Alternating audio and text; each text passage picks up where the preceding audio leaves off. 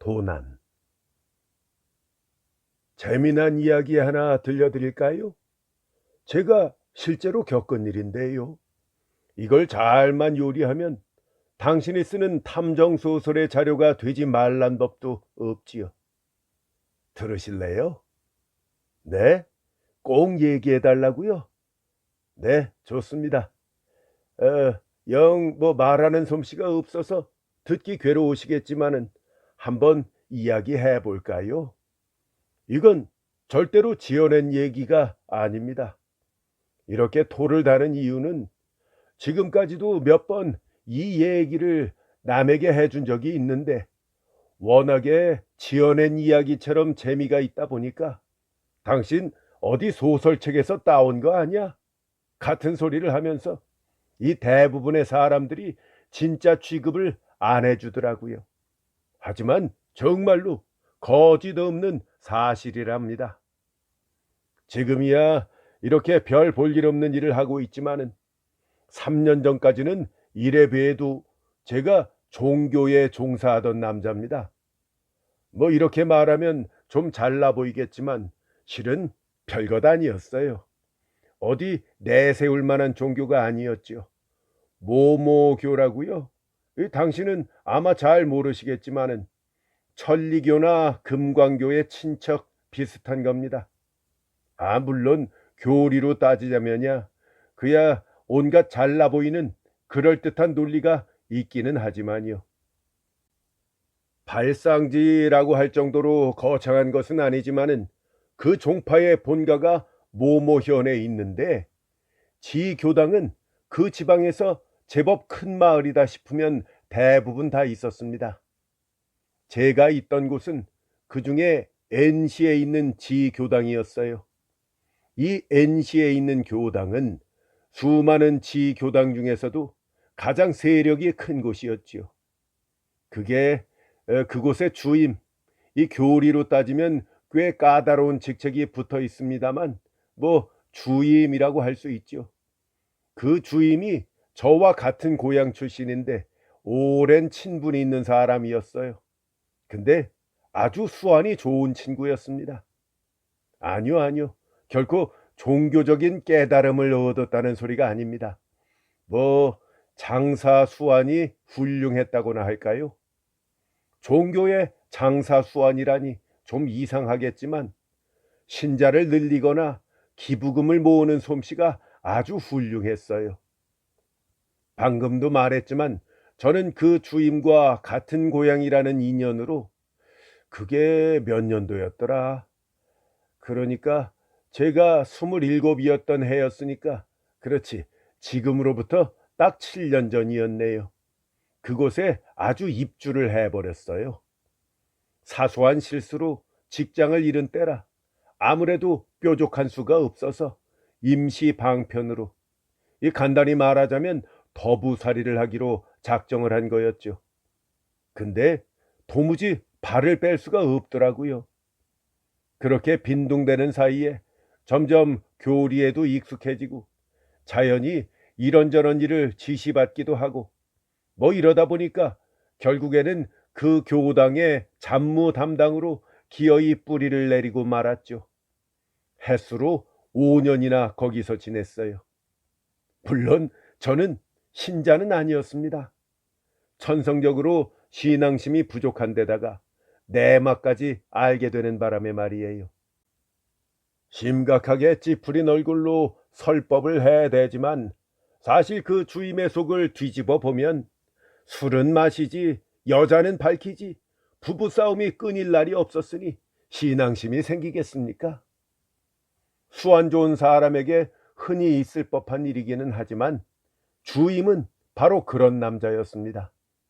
근데 신자들은 말이에요. 그런 종교의 신도들은 또 참 각별하잖아요. 제정신이 아닌 사람들이 많아요. 평범한 교회는 어떤지 모르겠지만 헌금도 아주 통 크게 하죠.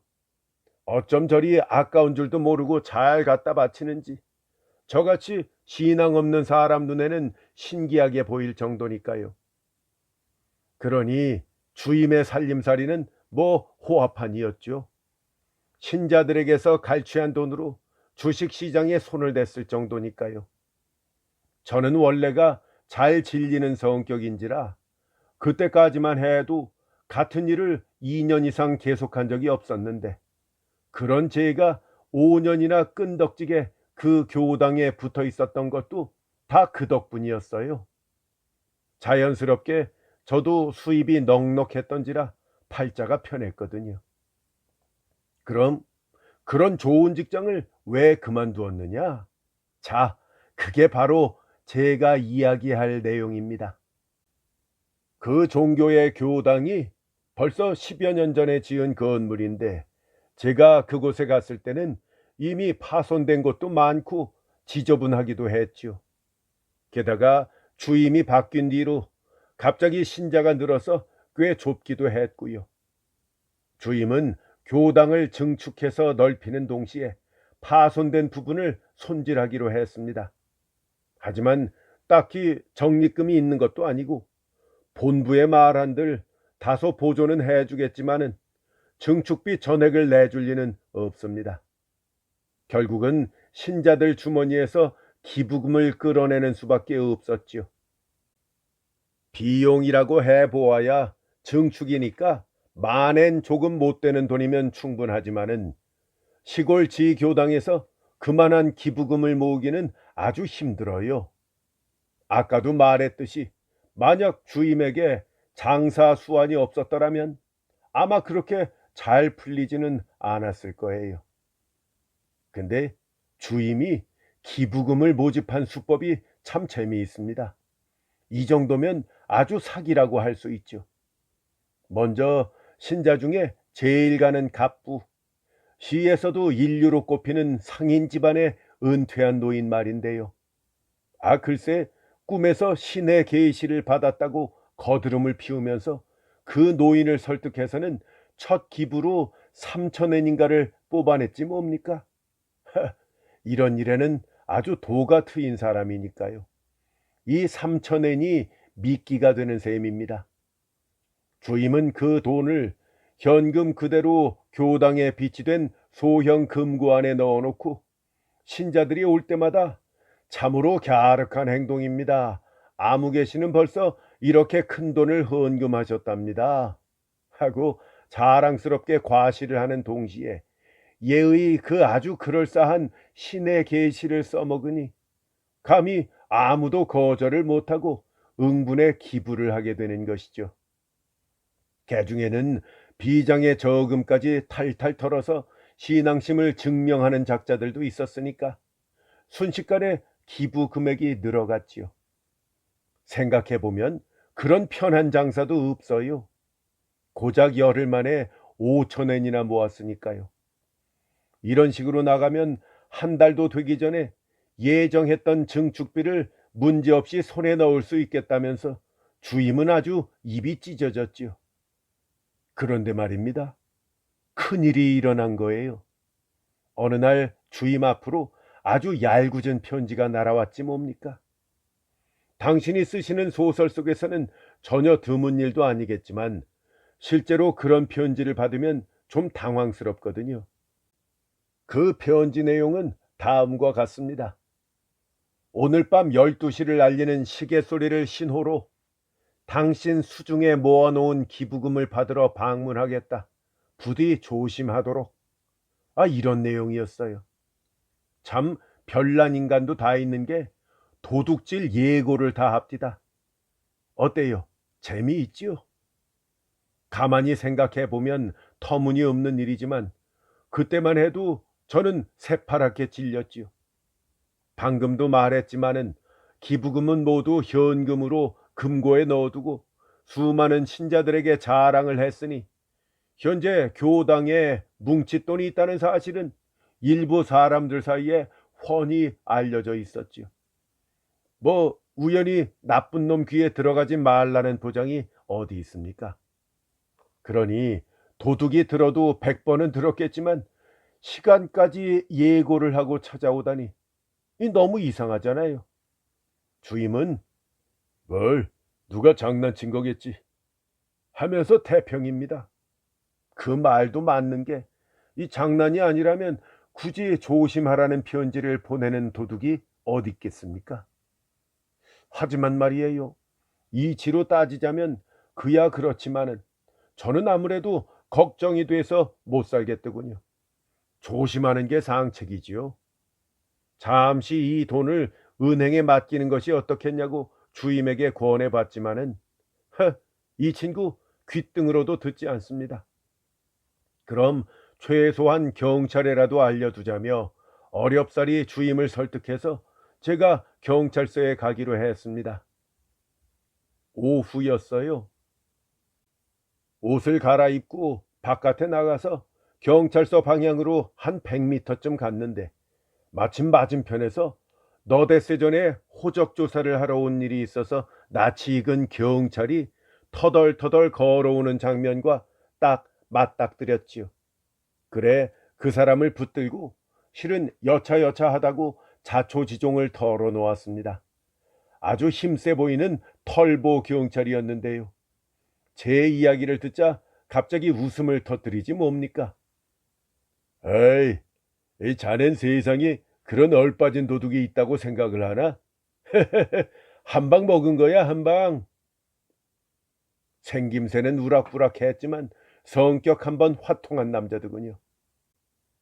그래서 저는 하지만 저희 처지가 돼 보세요.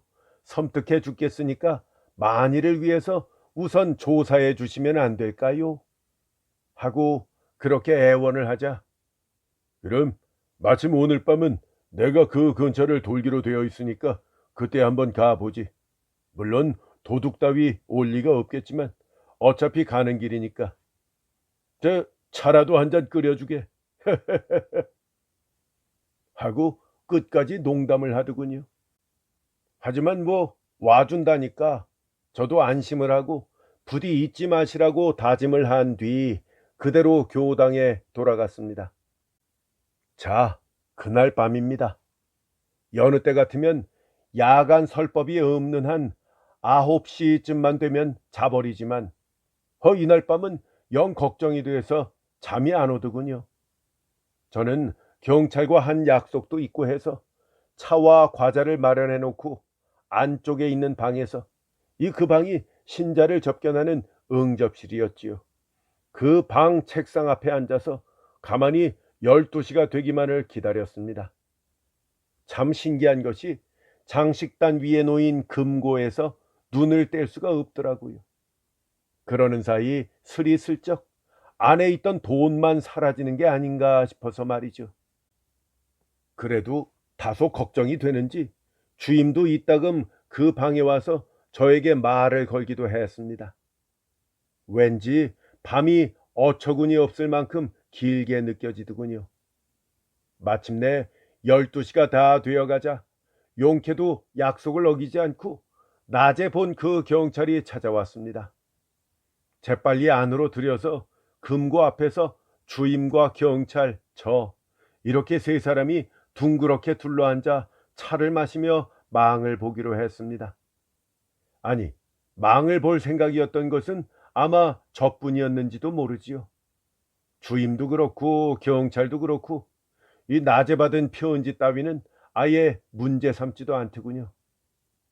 경찰 양반, 이 상당한 논객이라 주임을 붙잡고 종교에 대해서 열띤 토론을 벌이대요. 그 양반 꼭 토론하려고 찾아온 사람 같습니다. 뭐 그야 어둠 속에서 터덜터덜 마을을 도는 것보다야 차를 마시며 토론을 하는 편이 유쾌하기야 하겠지요. 저 혼자 끙끙 앓고 있는 것이 어쩐지 바보처럼 느껴졌어요. 얼마 뒤 짓거리고 싶은 만큼 다 짓거린 경찰이 문득 생각났다는 듯이 제 얼굴을 보며 말하더군요. 벌써 12시 반이네. 그거 보라고. 역시 장난이었잖아. 그렇게 되자 저는 좀 창피해서 네, 덕분에 같은 알쏭달쏭한 말로 대꾸를 했는데요. 경찰이 금고 쪽을 보면서 그래서 돈은 확실히 저 안에 들어있겠지? 하고 묘한 질문을 하는 게 아니겠습니까? 꼭 저를 놀리는 것 같아서 불끈 화가 나기에 당연히 들어있지요. 왜요? 보여드릴까요? 하고 빈정거려 주었지요. 아니, 뭐 들어있다면 다행이지만 말이야. 혹시 모르니까 우선 조사해보는 편이 나을지도 모르잖아. 하고 끝까지 사람을 놀리더군요. 저는 아주 부화가 나서 못 살겠기에 그럼 보시든가요? 하고 말하면서 금고의 번호 자물통을 돌려 문을 열고 안에 든 돈다발을 꺼내어 보여주었습니다. 그러자 경찰이 말입니다. 그렇군. 그래서 안심 푹 놓고 있었다 이거구만. 저는 흉내를 잘 못 내겠지만 아주 거슬리는 말투였어요. 뭔가 이상하게 어금니에 음식이 낀 것처럼 찜찜한 말투였던 데다가 의미심장하게 능글능글 웃기까지 했으니까요. 하지만 이 도둑이 무슨 방법을 쓸지는 알 수 없는 노릇이지. 자네는 이렇게 돈이 있으니까 괜찮다고 생각하겠지만 이거는 이렇게 말하더니 경찰은 앞에 있던 돈다발을 들면서 이건 벌써 옛날에 도둑 차지가 되었을지도 몰라 하면서 아리송한 말을 하는 게 아니겠습니까? 그 말을 듣자 저는 무의식 중에 부르르 몸서리를 쳤습니다. 뭐가 뭔지 정체를 알 수 없는 기분이었죠. 이렇게 말해 보아야 잘 모르시겠지만은 몇십 초 동안 우리는 아무 말도 없이 잠자코 있었지요. 서로 상대의 눈동자를 들여다보면서 무언가를 찾아내려 하고 있었습니다. 알겠지? 그럼 이만 실례해. 벼랑간 경찰은 그렇게 말하더니 일어났습니다. 돈다발을 손에 든 채로요.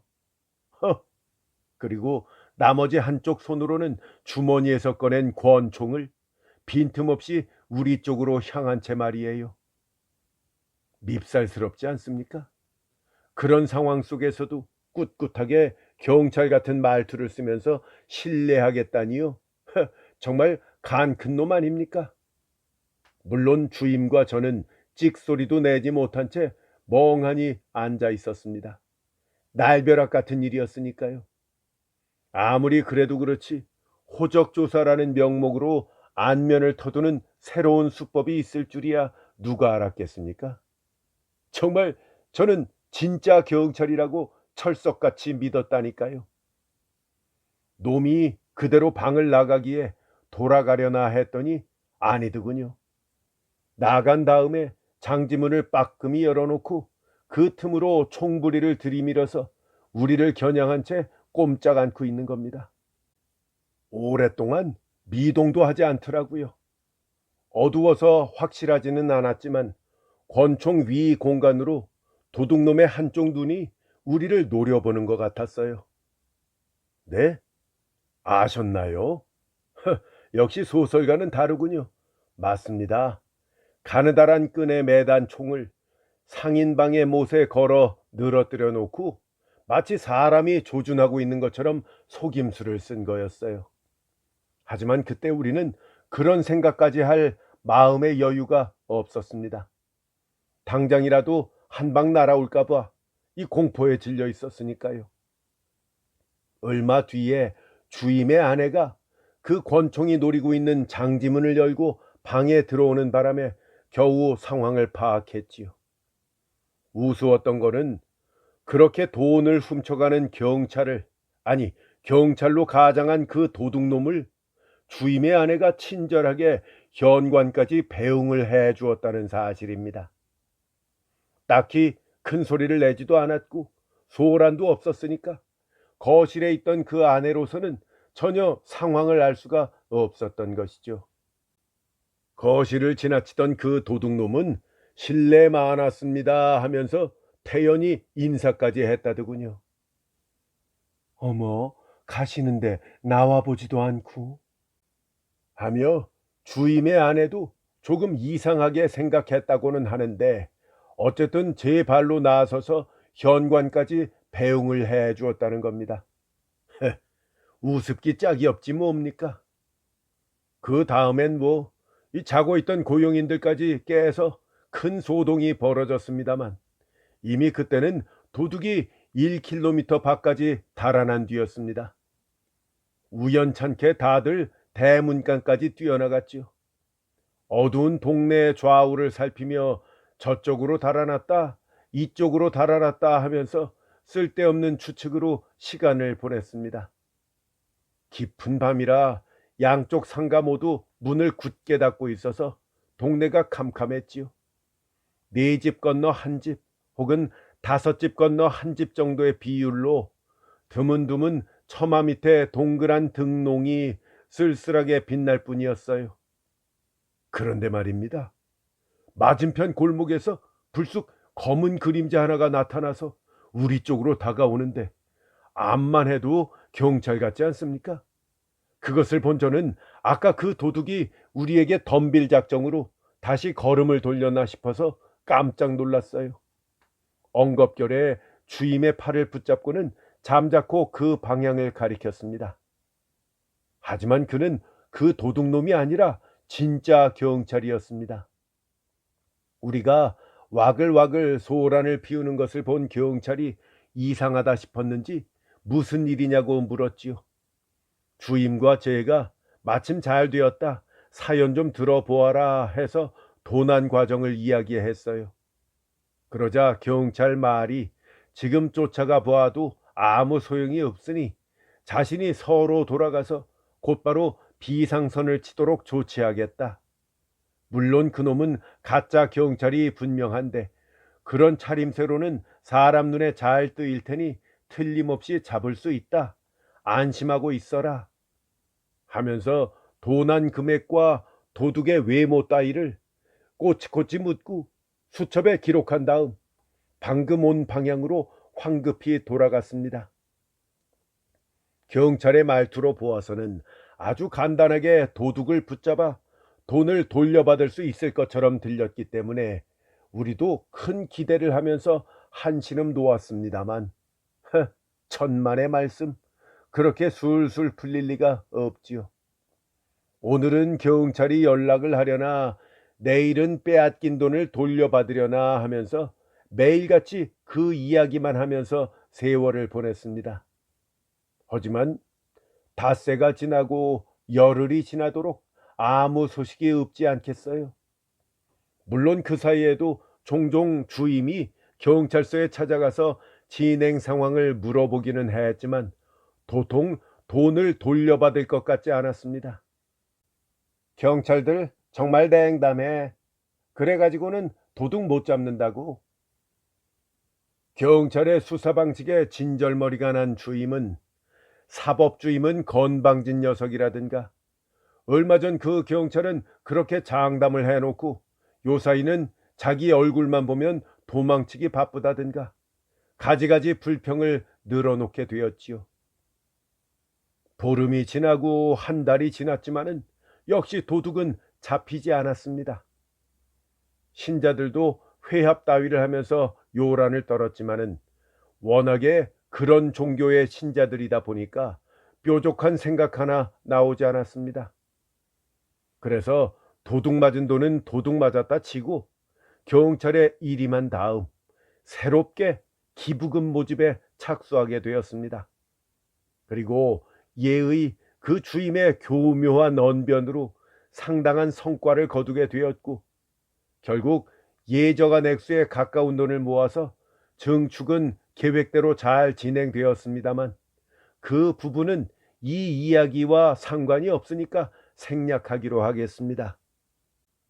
한편 도난 사건이 일어난 지 2달쯤 지난 어느 날이었습니다.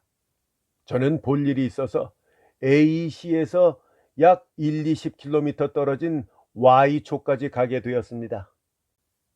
Y초에는 그 근방에서도 유명한 정토종 사원이 있었는데 마침 제가 간 날이 1년에 한 번 있는 성대한 설법이 시작된 터라 이래 동안이라든가 그 사원 부근 일대가 축제 분위기로 아주 북새통이었거든요. 고계단이라든가 잡상인들의 가건물이 몇 채씩 들어서고 갖가지 먹을거리며 장난감 노점상이 빽빽이 늘어서서는 북치고 장구치고 아주 야단도 그런 야단이 없었습니다.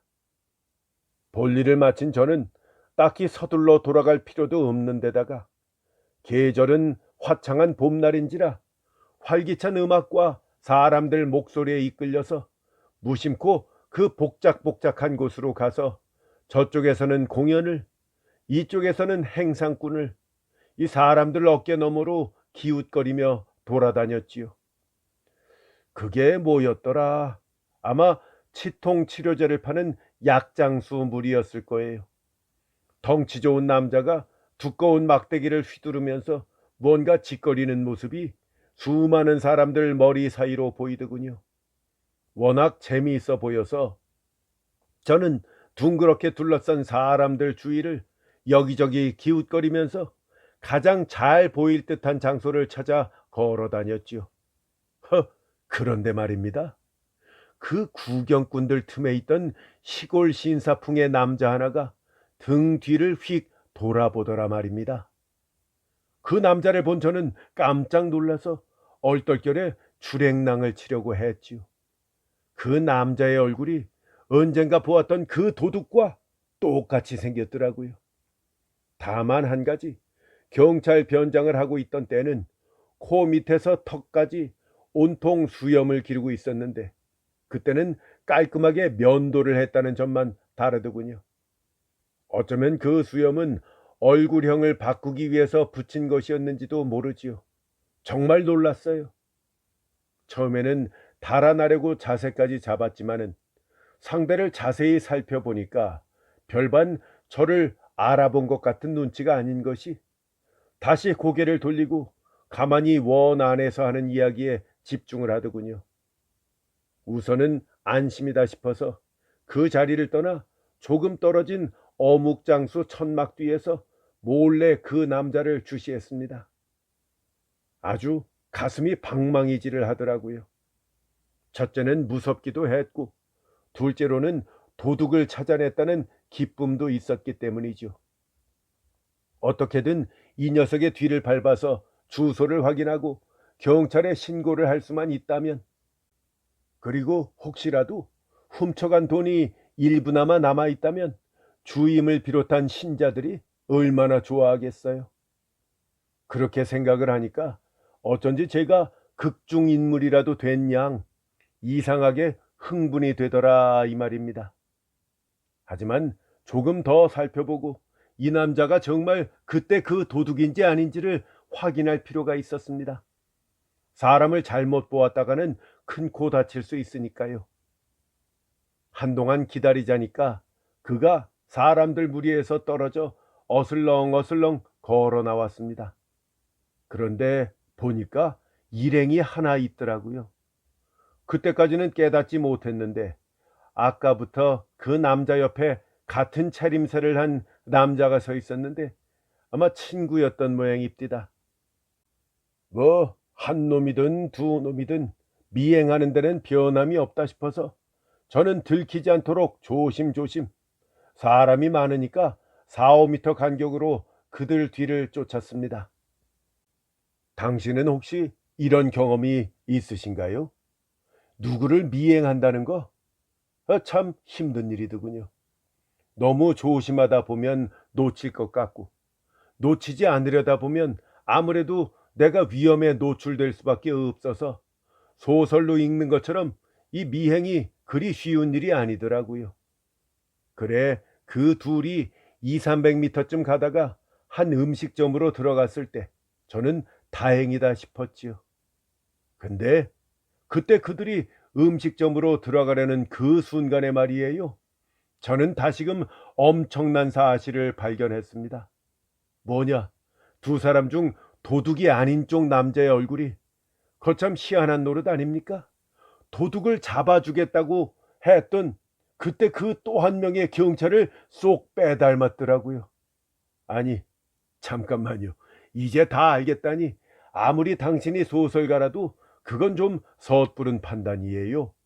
아직 이야기가 더 있습니다. 조금만 더 참고 들어주세요. 한편 두 남자가 음식점에 들어간 것을 본 저는 어떻게 했느냐? 만약 이게 소설이라면은 그 음식점의 여종업원에게 얼마간 쥐어주면서 두 사람의 옆방으로 안내를 받은 다음 문에 귀를 대고 이야기를 엿들었겠지만 그건 소설이죠. 웃기는 일입니다. 저는 그때 음식점에 들어갈 만한 돈이 없었어요. 지갑에는 왕복 기차표 중 돌아가는 차표 한 장과 제 기억으로는 1엔이 채 못 되는 돈밖에 없었어요. 게다가 참 이상한 것이 경찰에 신고를 해야 되겠다는 결심도 서지 않았고 또 그러다가 놓칠 염려도 있었기 때문에 고생을 사서 한다고 저는 음식점 앞에서 가만히 망이나 보았습니다. 그러면서 이런저런 생각을 해보니까 아무래도 이거 그때 나중에 다가온 경찰 역시 가짜라는 생각밖에 할 수 없더군요. 참 훌륭한 생각 아닙니까? 앞부분까지는 자주 볼 수 있는 경우라 그리 드물지도 않지만은 뒷부분, 이 다시 말해서 가짜 다음에 또 가짜를 등장시키는 수법이라니 정말 잘 만든 각본이지요. 똑같은 장치가 두 번이나 되풀이되었을 줄 누가 생각이나 했겠습니까? 게다가 상대가 순경이니 이번에는 진짜이겠거니 하고 누구든 방심하겠죠. 이렇게 해두면 진짜 경찰에 알려지는 것은 훨씬 나중이 될 테니까 충분히 먼 곳까지 달아날 수 있죠. 그러다가 문득 만약 두 녀석이 한패라면은 뭔가 앞뒤가 안 맞는 점이 있음을 깨달았습니다.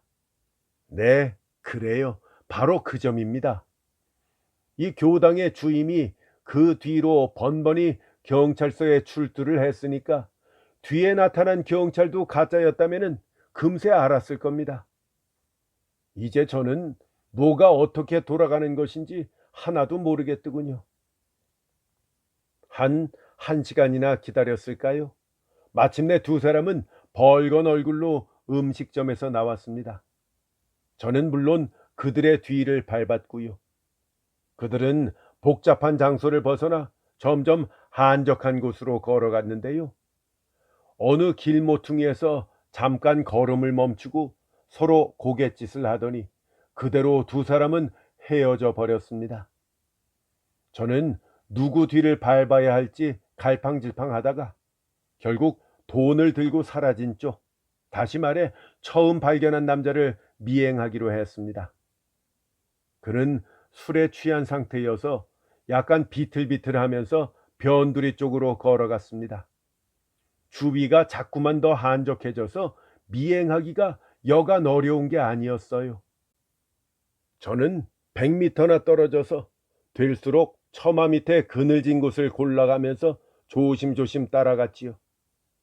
그렇게 걷는 동안 어느새 이제 인가라고는 없어 보이는 변두리까지 나가고 말았어요.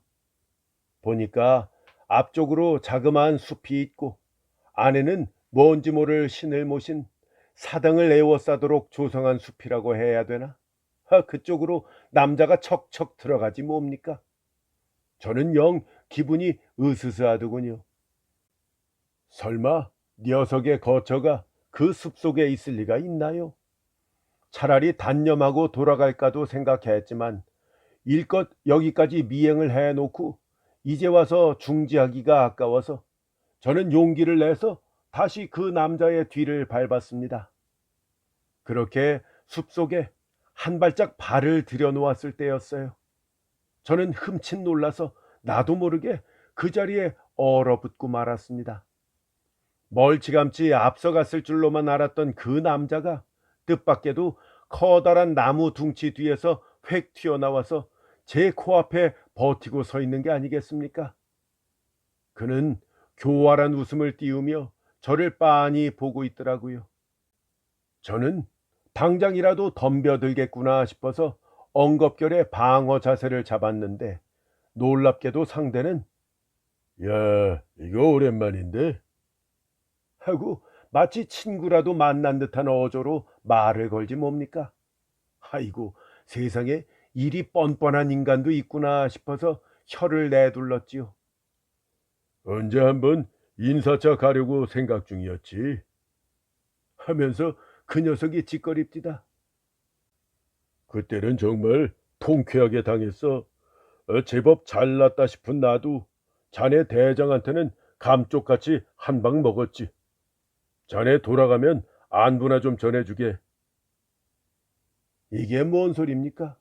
당연히 무슨 소리를 하는지 알 수가 없었지요. 제가 어지간히도 이상한 표정을 짓고 있었나 보아요. 그 녀석이 웃음을 터뜨리며 말하더군요. 아니, 이 자네까지 속인 건가? 놀랍구만. 그거 모두 가짜 돈이었어. 가짜 돈.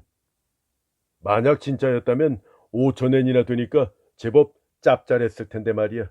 말짱 꽝이었지. 모조리 정교하게 만든 위조 지폐였다고. 뭐? 위조 지폐라니? 말도 안 되는 소리. 저는 무의식 중에 버럭 소리를 질렀지요. 이 놀랐나 보구만. 못 믿겠으면 증거를 보여줄까? 보라고. 하나, 둘, 셋. 여기 300엔이 있구만. 사람들한테 다 줘버려서 남은 거라곤 이것뿐이야. 자세히 좀 봐. 정교하게 잘 만들었지만 완벽한 가짜 돈이니까. 그 녀석은 지갑에서 100엔짜리 지폐를 꺼내어 저에게 건네주며 말했습니다. 자네 그렇게 내막에 깜깜하다 보니까 내 거처를 알아내려고 쫓아온 거로군. 하지만 그럼 큰일 나. 자네 대장 문제거든. 신자를 속여서 갈취한 기부금을 가짜 지폐와 슬쩍 바꾼 놈과 그것을 훔친 놈. 둘 중 누구 죄가 더 큰지는 말 안 해도 알겠지. 자네 이제 돌아가는 게 좋을걸. 돌아가면 대장한테 안부 전해주라고. 내가 한번 인사차 들른다고 말이야. 그 말만 남긴 채 그 남자는 재빨리 맞은편을 향해 가버렸습니다. 저는 속장에 가짜 100엔짜리 지폐를 들고 오랫동안 멍하니 서 있었지요. 과연 그렇게 된 거로구만. 이제 이야기의 앞뒤가 모두 맞아떨어집디다. 방금 본 두 사람이 한패였다 해도 이상할 것은 없습니다. 경찰서에 상황을 물으러 간다는 주임의 말은 순 거짓말이었던 겁니다. 그렇게 해두지 않으면 정말 경찰이 사건에 개입하게 될 테고, 그러다가 도둑이 붙잡힌다면 위조 지폐라는 사실이 밝혀질 테니까 말이죠. 예고 편지가 왔을 때도 안 놀랐을 거예요. 이 가짜 돈인데 뭐가 무섭습니까? 그나저나 사기꾼인 줄이야 알고 있었지만은 이런 나쁜 짓까지 하다니 뒤통수를 맞은 기분이었습니다. 그 친구 어쩌면 그 주식에 손을 댔다가 낭패를 보았는지도 모르죠. 때문에 어디에서 위조 지폐를 사들여서는 저나 신자들 앞에서 연극을 했는지도 모릅니다. 그러고 보니까 여러 가지로 짚이는 데가 있더군요. 지금까지도 신자들 입을 통해 경찰 귀에 들어가는 일이 없었다니 참 재수도 좋습니다. 저는 도둑이 가르쳐 줄 때까지 그 사실을 깨닫지 못한 아둔한 나 자신에게 화가 나서 그날은 집에 돌아가고 나서도 종일 불쾌했습니다. 그 뒤로 어딘가 모르게 몸이 이상해지더라고요. 오랜 친구인 주임의 나쁜 짓을 공공연히 밝힐 수는 없는 노릇이라서 입 다물고 있었지만은 어쩐지 지내기가 불편하더라고요. 그 전까지는 그저 품행이 좋지 않다는 정도였는데 이런 사실까지 알고 나니까 이제 하루도 더는 교당에 있기가 싫더라 이 말입니다. 얼마 뒤에 다른 직장도 잡았기에 미련 없이 사표를 내고 나와버렸어요. 도둑놈 밑에서 일하기가 싫었으니까요. 제가 그 교당을 떠난 것은 바로 이런 이유 때문이었지요. 그런데 말이죠. 이야기가 좀 더 남았습니다. 지어낸 이야기 같다고 한 게 바로 이 부분 때문이에요.